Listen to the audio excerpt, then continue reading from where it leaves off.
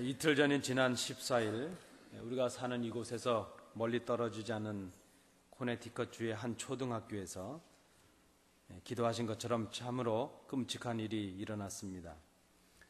한 청년이 수업 중이던 학생들과 교사들에게 총을 난사했습니다.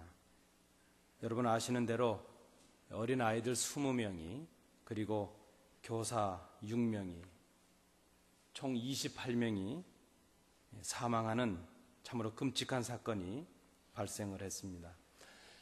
아마 부상자가 있어서 사망자가 더 늘 것이라 이렇게 예상들을 하고 있습니다. 경찰 발표에 의하면 6살에서 7살 난 아이들이 20명이나 목숨을 잃고 말았습니다. 한순간에 그 어린 아이들이 적게는 2발의 총탄을, 많은 어린이는 11발에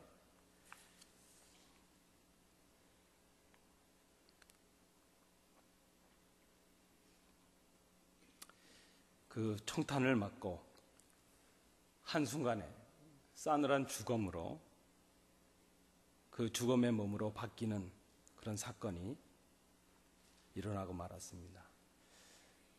미국에서 가장 안전하다는 곳에서 일어난 사건이었기에 우리가 경험하는 충격이 참으로 큽니다. 여러분도 그러하시겠지만 저도 아직 국민학교에 다니고 있는 학동을 둔 부모의 심정으로 그 고통과 아픔을 당하고 있는 그 가족들의 마음이 어떠할 건가 하는 것을 헤아리고도 남음이 있습니다. 여러분 앞으로도 이 사건의 배후가 밝혀지겠지만 현재 겉으로 드러난 이유 중에 큰 하나는 그의 부모가 3년 전에 이혼을 했다는 것을 밝혀지고 있습니다. 그리고 어떻게 보면 가정에서 겪었던 그 가정의 문제가 비단 가정의 문제로 끝나는 것이 아니고 이제 모든 사회의 문제로 확대되고 있다 하는 것을 조심스럽게 평가하고 있습니다. 몇 년 전 통계에 의하면 이 미국에 있는 심리학회에서 여성의 그 심한 우울증에 관해서 조사를 한 적이 있었다고 합니다. 그 여성의 디프레션에 관해서 한 3년 정도의 기간을 가지고 결과를 연구하고 그 결과를 보고했는데 그 보고에 의하면 이게 거의 7, 8년 전의 통계인데요. 심한 우울증에 시달리고 있는 사람들이 약 700만 명이 넘다는 그런 보고가 있었습니다. 그리고 그 중에 연간 한 3만여 명에 해당하는 사람들이 이 우울증 때문에 자살에 이르게 된다는 보고가 있었습니다. 여성들의 통계가 남성들의 통계보다 한 3배가 넘었습니다. 그런데 이 보고를 분석한 사람들은 여성들은 비교적 그래도 전문가들의 도움을 많이 받는 반면에 이 남성들이 그저 그것을 감추고 전문가들의 도움을 기피했기 때문에 실제적인 통계는 거의 비슷할 것이라 이렇게 연구들을 하고 있습니다. 아마도 지금은 더 많은 수치가 올랐을 텐데 그렇게 본다면 한 1,500만 명 정도가 이 미국에서도 우울증에 시달리고 있다 이렇게 볼 수 있겠습니다. 여러분 참으로 우리는 병든 시대를 살아가고 있다 이렇게 생각이 됩니다. 정말 많은 것을 누리고 있는 것 같고 우리처럼 행복하게 사는 사람들이 없는 것 같은데 우리의 삶을 잘 들여다보면 정말 우리는 진정한 기쁨을 누리지 못하고 있구나 하는 그런 생각을 해봅니다. 어떻게 보면 우리는 진정한 기쁨을 상실한 사람들이 아니겠는가 그렇게 생각을 해봅니다. 세계에서 가장 아름답고 강하다는 미국에 살고 있고 또 미국에서도 가장 좋다는 이 뉴저지에 우리가 살고 있는데도 우리가 지금 가지고 있는 이 상실감과 이 슬픔은 그 무엇과도 비할 수가 없구나 하는 그런 생각을 해봅니다. 우리 장로님이 기도하신 것처럼 정말 이젠 피할 곳이 없구나 하는 생각이 듭니다. 그 어느 것도 안전한 것이 없구나. 정말 우리가 기뻐하며 살아갈 수 없는 삶이 우리 가운데 있구나 하는 그런 생각을 해봅니다. 그 기쁨에 관해서 많은 사람들이 연구를 합니다. 그 연구한 사람들의 결론이 무엇인가 하면 진정한 기쁨은 스스로 찾아야 된다 이렇게 지적들을 합니다. 스스로 기쁨을 발견하는 길이 치료의 길이라 하는 것입니다. 예를 들면 대개 이 남성들이나 여성들이나 우울증이 많이 올 때가 은퇴한 이후랍니다. 은퇴하고 나면 우울증이 올 수 있답니다. 그런데 그 통계를 보면 은퇴하고 나서도 자원봉사센터나 병원이나 학교나 노인복지기관이나 이런 곳에 가서 지속적으로 봉사를 하고 몸을 움직여서 수고를 하시는 분들은 나름대로 열심히 일하면서 보람도 느끼고 기쁨을 발견하기 때문에 이 디프레션에 우울증에 빠질 가능성이 적다고 합니다. 또 어떤 분들에게는 그 반려동물, 우리가 소위 말하는 그 애완동물들을 키우는 것도 기쁨을 찾는 한 도움이 된답니다. 한 방법이 될 수 있답니다. 예를 들어서 외롭게 혼자 사는 사람이 그저 빈집에 들어가서 싸늘한 방을 이렇게 불을 켜는 것보다는 그 집에 들어갔을 때 그래서 꼬리를 흔들고 반겨주는 강아지라도 있게 되면 남들이 경험하지 못하는 그 약으로도 해결할 수 없는 그 치료가 그 반려동물을 통해서도 이루어질 수 있다 이렇게 말들을 하고 있습니다. 오늘 제가 이 말씀을 시편 84편의 말씀을 나누는 큰 이유는 우리가 정말 성도로서 하나님 앞에 살아가면서 우리가 찾아야 될 기쁨은 무엇인가 하는 것을 우리가 이 말씀을 통해서 찾아보기 위함입니다. 시편 84편의 말씀은 하나님과 하나님의 성전을 간절하게 사모하는 그런 순례자의 마음을 담고 있는 시입니다. 주의 장막, 주의 궁정이라는 이 표현은 어떤 건물을 지금 가리키는 것이라기보다는 그 안에서 누리는 하나님의 임재, 그리고 그 안에서 감격하며 살아가는 성도로서의 은혜를 표현하는 말이라 이렇게 볼 수 있겠습니다. 무엇이 기쁨인가? 무엇이 진정한 복인가? 우리가 성도로서 이 땅에서 누리고 살아가야 될 복이 무엇인가? 그것은 바로 하나님의 은혜를 누리며 살아가는 것이 복이라 하는 것입니다. 오늘 이 시편의 말씀을 보면 하나님의 은혜에 잠겨서 살아갈 수 있는 사람이 진정으로 복된 사람이라 하는 것입니다. 그런 사람은 비록 삶 속에서 고통과 고독과 외로움과 슬픔과 어려움을 경험한다 할지라도 하나님을 만나는 그 기쁨으로 인해서 그 어려움들을 극복하는 사람이 될 수 있다는 것입니다. 오늘 이 시편에서 시인은 우리 성도의 삶이 순례자의 길과도 같다 그렇게 고백하고 있습니다. 하나님과 하나님의 성전을 간절하게 사모하는 마음을 담고 이 순례자의 길을 가는 그 시인의 마음이 바로 주님을 따라가는 우리 성도들의 마음이라는 그런 말씀입니다. 어떻게 하면 우리가 정말 기쁨과 감격을 가지고 주님의 길을 따라갈 수 있겠는가? 이 순례자의 길을 갈 수 있겠는가 하는 것을 구체적으로 시편 84편이 말씀해 주고 있습니다. 오늘 말씀해 보니까 우리 성도에 가는 길, 순례자의 여정 속에는 눈물의 골짜기도 있다고 말합니다. 어떤 때는 한 모금에 마실 물이 없어서 기진할 때도 있을 것입니다. 숨이 턱까지 차오르고 숨이 차서 가슴에 통증이 느껴질 때도 있을 것입니다. 그러나 이 순례자의 길이 비록 그렇게 험하고 어려운 길이라 할지라도 하나님의 전과 하나님을 향한 마음이 있다면 그 모든 어려움들을 이겨나갈 수 있을 것이라는 것이 오늘 본문의 말씀입니다. 순례자의 길을 가는 우리들이 어떤 마음과 어떤 모습으로 그 길을 가고 서야 될 것인가? 오늘 특별히 우리가 이 시편 84편의 말씀을 통해서 생각하고자 하는 것은 바로 이것입니다. 어떻게 하면 이 고난과 역경의 삶 속에서도 하나님께서 우리에게 주시는 기쁨을 찾으며 살아갈 수 있겠는가 하는 것입니다. 나름대로 많은 사람들이 기쁨을 찾기 위해서 애쓰고 있습니다. 어떤 사람은 그저 운동하는 데 심취해서 기쁨을 찾아보려고도 하고, 어떤 분들은 먹는 것을 가지고 기쁨을 찾아보려는 분도 있고, 여러분들은 어떤 것을 통해서 기쁨을 찾기를 원하십니까? 좀 생각을 잘못한 분들은 도박에 빠지기도 하고, 어떤 분들은 그저 술에 중독돼서 살아가는 사람도 있고, 이 미국에 지금 큰 문제가 되고 있는 마약에 빠져서 살아가는 사람들도 있습니다. 그런 것들이 잠깐의 어떤 기쁨을 줄진 몰라도 진정한 기쁨은 줄 수 없고 정말 건강하고 행복한 삶을 담보해 줄 수 없다는 것을 우리는 잘 알고 있습니다. 어떻게 하면 성도로서 우리가 진정한 기쁨을 회복하며 찾아갈 수 있을 것인가?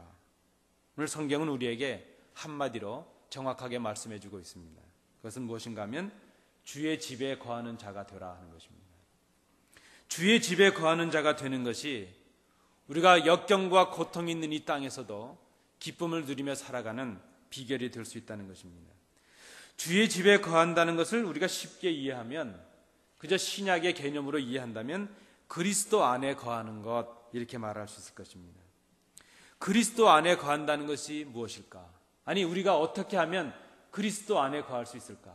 주의 집 안에 거할 수 있을까 하는 것을 우리가 이 본문을 통해서 생각해 보고자 합니다. 첫째는 우리가 진정한 기쁨을 회복하는 사람들이 되기 위해서 주의 집에 거하는 사람이 되기 원한다면, 첫째는 주의 전을 사모하는 사람들이 되자 하는 것입니다. 오늘 본문 1절과 2절을 우리 함께 봉독하시겠습니다. 만군의 여호와여, 주의 장막이 어찌 그리 사랑스러운지요. 내 영혼이 여호와의 궁정을 사모하여 쇠약하며 내 마음과 육체가 생존하시는 하나님께 부르짖나이다. 아멘. 정말 우리가 기쁨을 회복하기 원하신다면 여러분, 오늘 성경이 말씀하는 바대로 기억하실 수 있기를 원합니다. 주의 전을 사모하는 사람들이 되자 하는 것입니다. 우리 사람들은 무엇을 생각하느냐에 따라서 그의 행동이 달라질 수 있습니다. 무엇을 생각하느냐에 따라서 그의 마음도 움직이고 그의 생각도 또 그의 행동도 움직일 수 있습니다. 우리가 누군가를 사랑하게 되면 그를 먼저 마음에 담고 생각하고 또 기억하게 될 것입니다. 우리의 마음이 먼저 움직일 수 있다는 것입니다. 오늘 본문에 보면 시인은 주의 장막이, 주의 집이 너무나도 사랑스럽다 이렇게 고백하고 있습니다.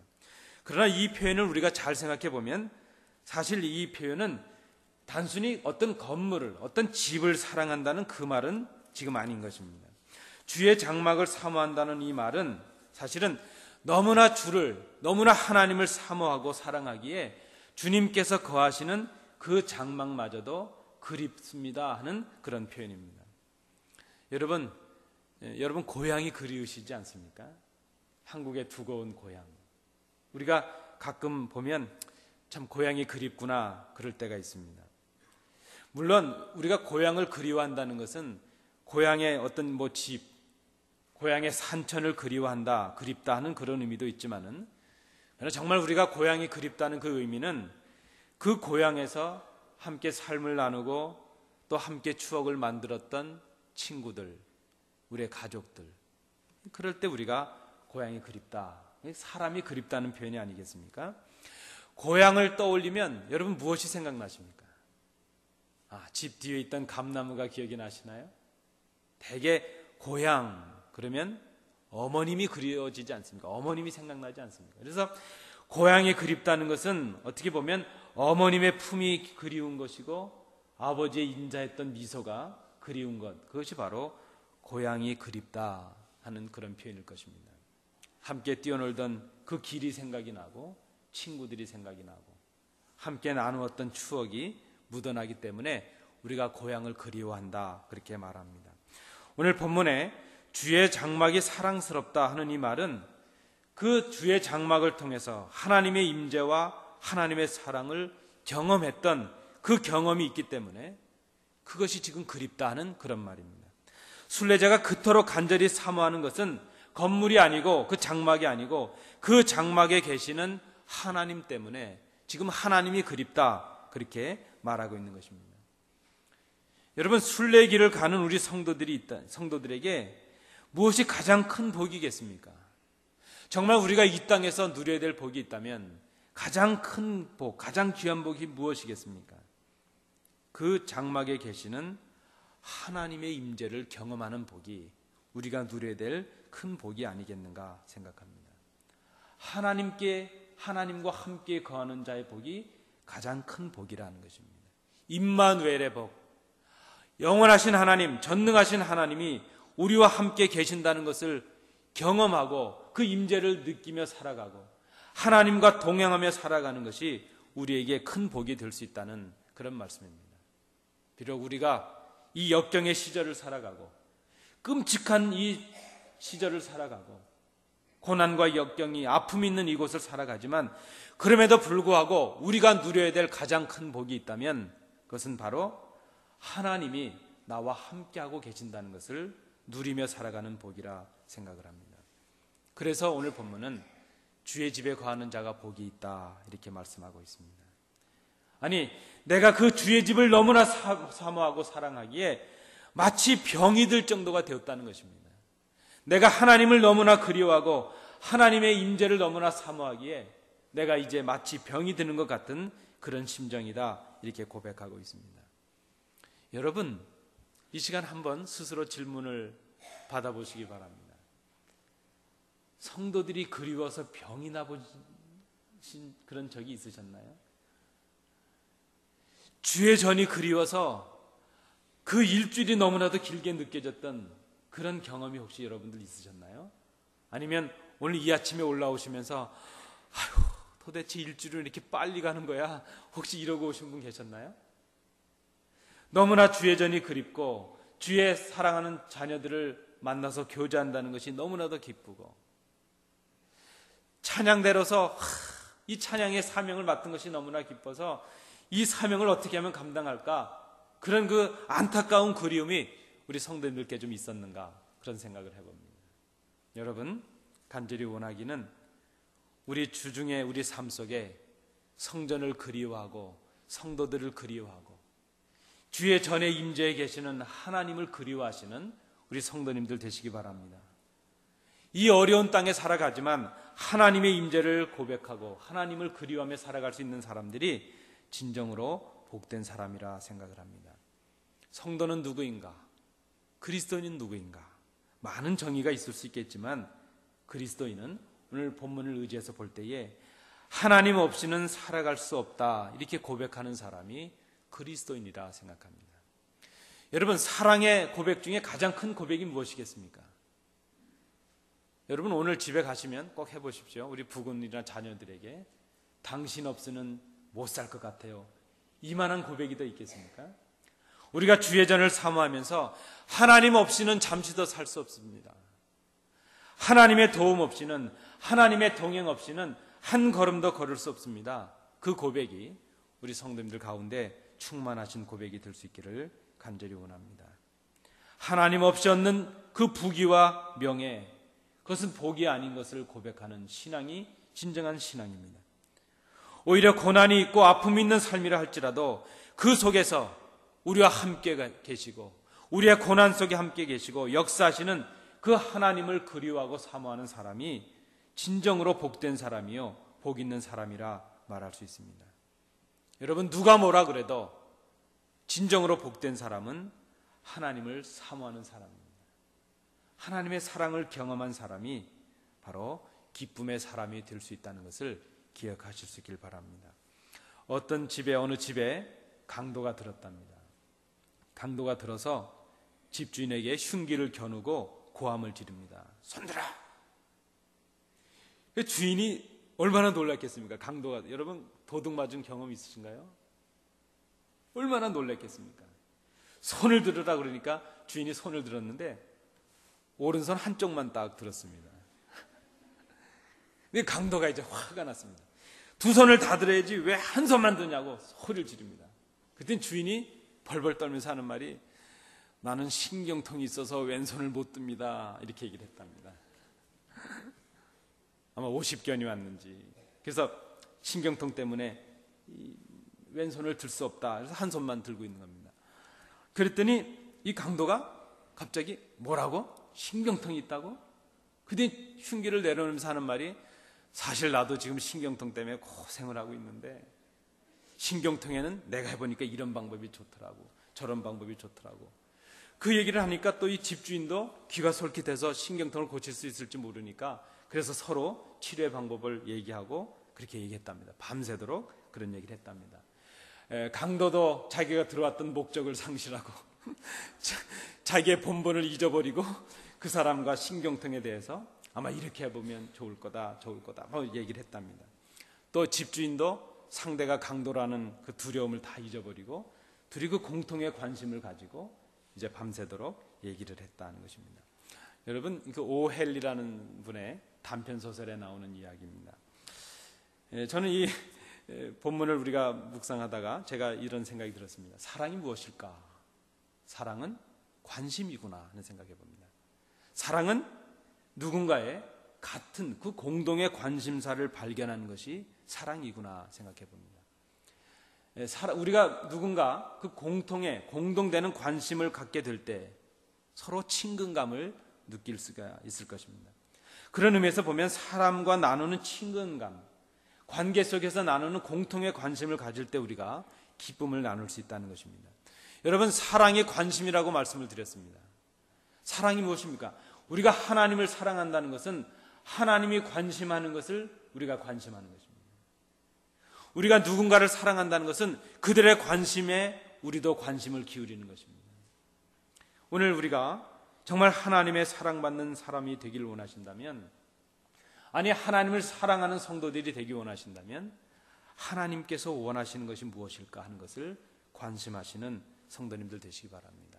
그리고 주의 전에 관심을 가지시는 우리 성도님들 되시기 바랍니다. 두 번째, 우리가 주의 길을 따라가는 순례자로서, 성도로서 기쁨의 사람이 되기 위해서 해야 될 것이 있다면 두 번째는 기도하는 사람이 되자 하는 것입니다.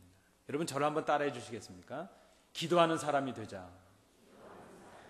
고맙습니다. 기쁨을 찾기 위한 두 번째 방법은 기도하는 사람이 되는 것입니다. 기도하는 사람이 되는 것은 기도함으로 하나님을 만나는 사람이 되는 것입니다. 순례자는 지금 하나님을 향해 나가는 순례의 길에서 안타까움의 문제들을 가지고 있습니다. 그 길이 너무나 힘들고 고통스러워서 눈물을 흘리면서 하나님 앞에 나아가고 있습니다. 그가 그렇게 아픔의 순간에 지금 하고 있는 것이 무엇인가 하면 하나님께 나아가서 부르짖는 것이었습니다. 하나님은 모든 생명의 근원이 되시며 모든 것을 허락하시는 하나님 되심을 고백합니다. 도와줄 사람도 아무도 없고 그 누구도 그 무엇도 도움이 될 수 없는 그 순간이지만 너무나 힘들어서 아무께도 도움을 구할 수 없는 그 순간에 오직 하나님께만 부르짖고 있습니다. 그것이 기도라 하는 것입니다. 이 시대를 살아가는 우리 그리스도인들, 우리 성도들에게 있어서 문제가 있다면 하나님을 믿는다고 하는데 하나님께 기도하지 않습니다. 그것이 바로 문제입니다. 정작 힘들고 어려울 때 하나님의 도움을 구하지 않는 것, 그것이 우리가 가지는 문제입니다. 하나님을 믿는다고 하면서도 삶의 현장에서 하나님의 능력을 스스로 제한하고 있습니다. 동행하시는 하나님께서 우리를 도와주시려고 준비하고 계시는데 그 하나님께 도움을 구하지 않는 것이 바로 우리의 문제라 하는 것입니다. 하나님께 기도하는 것은 하나님 앞에서 정직하게 행하는 것입니다. 하나님께 부르짖는 것은 자신의 연약함을 정직하게 하나님께 말씀드리는 것입니다. 하나님, 저 연약합니다. 하나님, 저 아픕니다. 하나님, 저 힘듭니다. 자기의 부족함을 열고 마음을 열고 하나님께 말씀을 드리는 것입니다. 하나님만 의지하는 자에게 좋은 것을 하나님께서 허락해 주실 것입니다. 우리의 문제가 바로 이것입니다. 자기의 연약함을 생각하고 포기합니다. 자기의 연약함을 아는 것 중요합니다. 자기의 연약함을 알고 능력 많으신 하나님을 의지하는 것이 더 중요하다는 것을 우리가 깨달아야 될 것입니다. 그런데 우리의 문제는 무엇인가 하면 자기가 연약하다는 것을 알고 그저 포기하는 데 문제가 있습니다. 이제는 안 되는 것보다 내 기도는 응답이 안 되는 것 같다. 이 문제는 불가능한 일이구나. 그렇게 생각하고 그저 포기를 하고 만다는 것입니다. 포기하는 것으로 끝나버리는 것, 그것이 바로 우리의 문제입니다. 우리가 우리의 연약함을 아는 것 중요한 일인데 연약함을 깨달은 그 순간에 능력 많으신 하나님을 의지하는 것, 그것이 바로 기도라는 것입니다. 내가 지금 연약하냐 아니냐, 그것이 문제가 아니고 물론 나는 연약하지만 그 연약해서 포기할 그 순간에 오히려 하나님을 의지하는 것, 이것이 바로 우리 성도들이 가야 될 길이라 하는 것입니다. 모두가 다 힘들다고 포기할 때 하나님을 의지하는 사람이 성도입니다. 그것이 바로 믿음입니다. 이런 사람들을 성경은 복 있는 사람이라 이렇게 말씀하고 있습니다. 우리가 고통과 어려움으로 낙심해서 포기할 수밖에 없을 그때에 하나님께 부르짖는 사람이 복 있는 사람입니다. 모두가 다 낙심할 그때에 주님께 그 낙심의 문제를 가지고 나아가는 사람이 복 있는 사람입니다. 사람들이 죽었다고 생각할 그때에 죽은 것이 아니라 잔다고 말씀하시는 우리 주님을 기억하는 것입니다. 포도주가 떨어졌을 때 물이 변하여 포도주가 되게 하시는 능력의 주님을 바라보는 것이 기도입니다.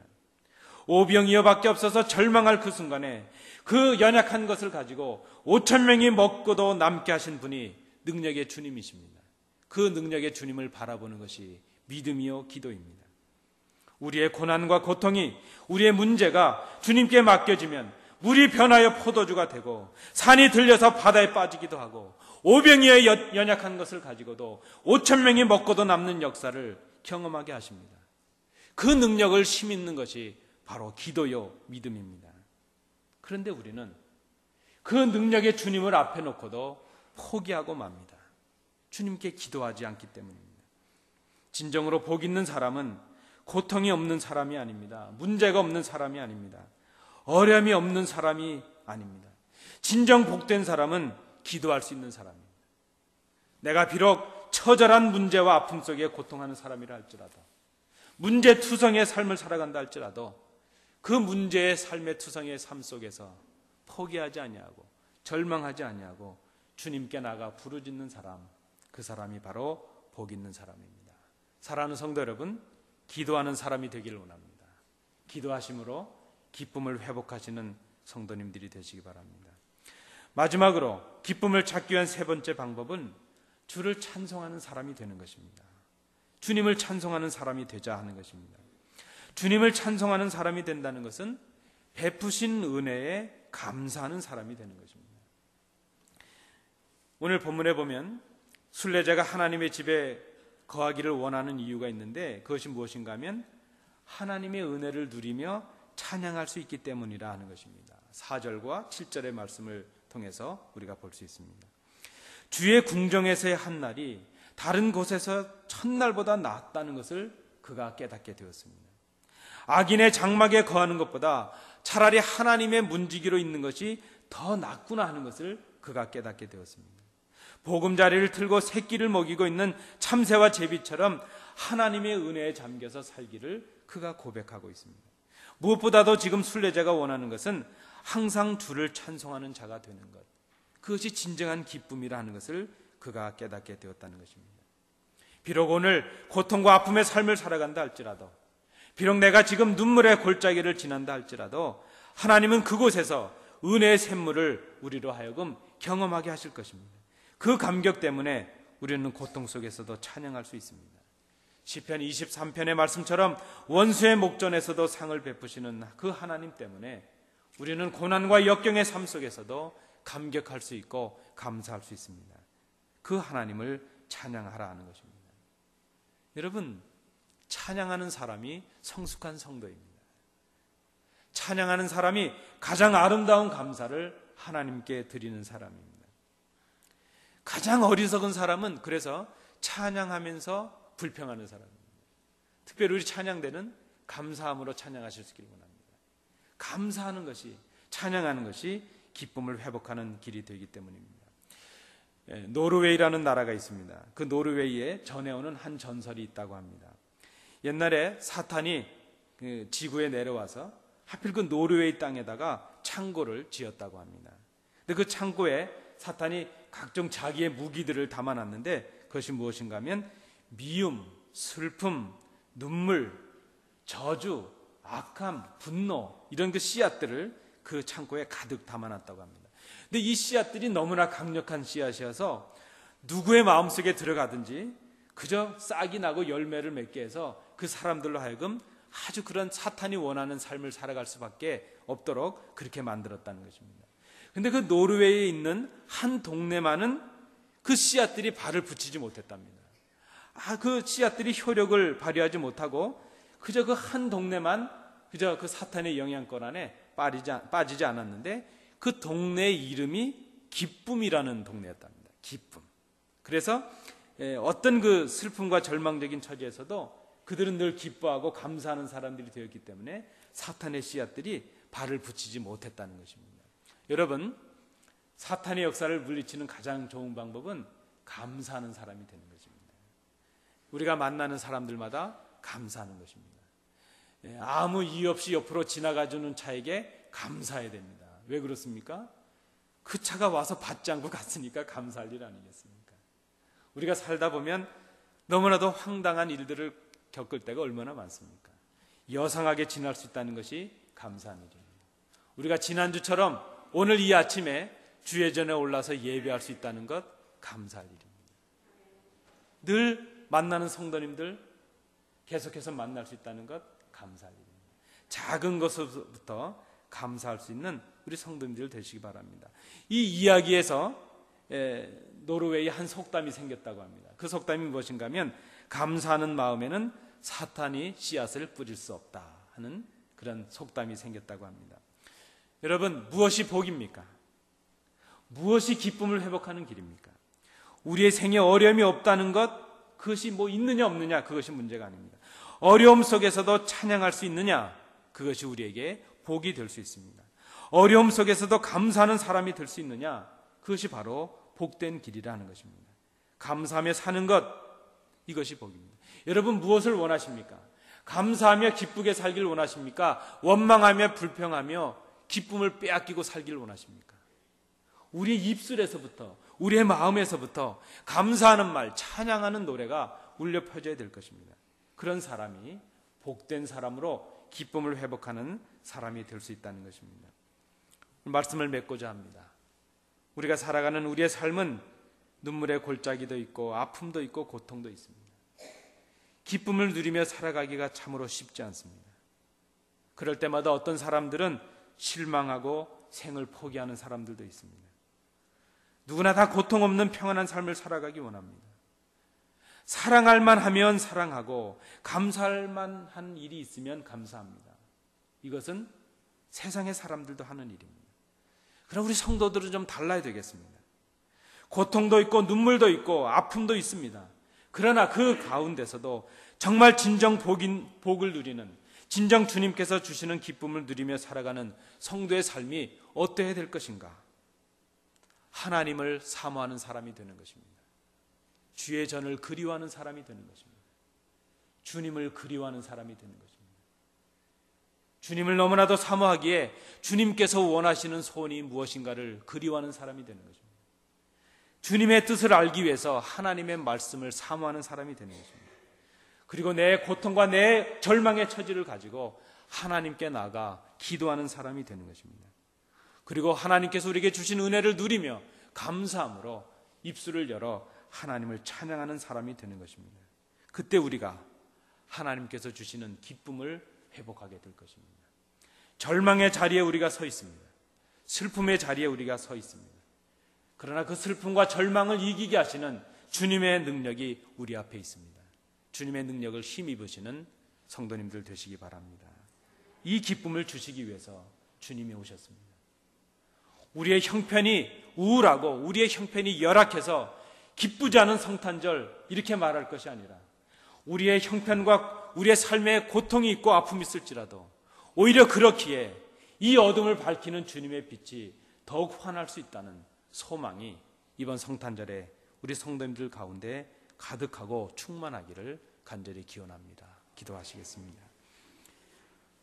은혜로우신 아버지 하나님, 슬픔과 아픔 속에 저희들이 있습니다.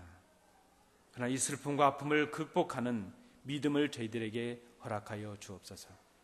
내 삶의 조건이 열악하고 우울해서 우울한 성탄절이라고 말할 것이 아니라 내 삶에 고통이 있고 절망이 있기에 주님의 오심이 더욱더 강한 빛이요 큰 기쁨인 것을 고백하는 저희들이 될 수 있도록 인도해 주시옵소서. 예수님 이름으로 기도하옵나이다. 아멘.